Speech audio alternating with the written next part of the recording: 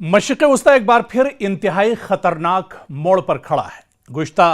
चंद घंटों के दौरान अगर बात की जाए तो सामने आने वाली सियासी और अस्करी पेशरफ्त ने यह खदशात मजीद बढ़ा दिए हैं कि ईरान और अमेरिका के दरमियान जारी कशीदगी किसी भी वक्त खुली जंग में तब्दील हो सकती है। सख्त बयानात, फौजी तैयारियों, सिफारती इक़दामात और खित्ते में बढ़ती नक्ल हरकत ने आलमी ताकतों को भी तशवीश में मुब्तला कर दिया है। अगर यह तनाज़ा मजीद शिद्दत इख्तियार करता है तो इसके असरात सिर्फ ईरान और अमेरिका तक महदूद नहीं रहेंगे, बल्कि इजराइल, खलीजी ममालिक यानी ये जो पूरा खित्ता है अरब ममालिक का, आलमी तवानाई की सप्लाई, बहरी तिजारत और पूरी आलमी मईशत इससे मुतासिर हो सकती है।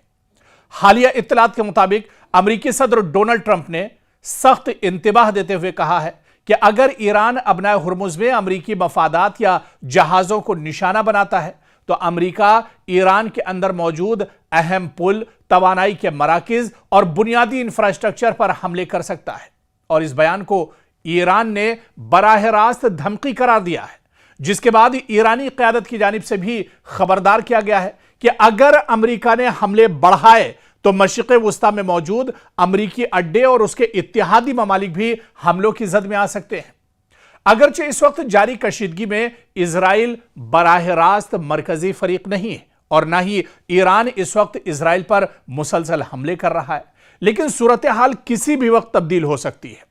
रिपोर्ट्स के मुताबिक इजरायली मीडिया ने दावा किया है कि इजरायली दिफाई अफवाज यानी आईडीएफ को हाई अलर्ट पर रखा गया है और मुमकिना नए फौजी ऑपरेशंस की तैयारी मुकम्मल कर ली गई है। इजराइल को खदशा है कि अगर ईरान अमेरिका के दरमियान बराह रास्त जंग छिड़ती है या इस जंग का दायरा बढ़ता है तो ईरान या इसके इत्तेहादी जो ग्रुप हैं वो इजराइल को भी निशाना बना सकते हैं। इसीलिए इजराइल पहले ही अपनी दिफाई तैयारियों में मसरूफ है।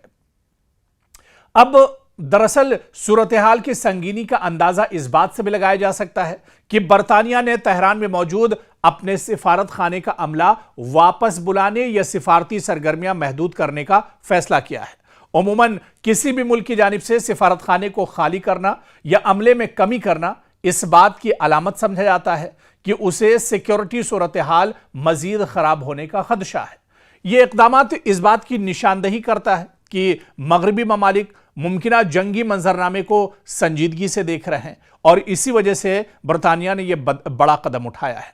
उधर अबनाए हुर्मुज़ दुनिया की सबसे अहम समंदरी गुजरगाहों में शुमार होती है और इसी रास्ते से आप देखिए कि सऊदी अरब हो या फिर इराक, कुवैत, कतर, मुत्तहिदा अरब अमारात या फिर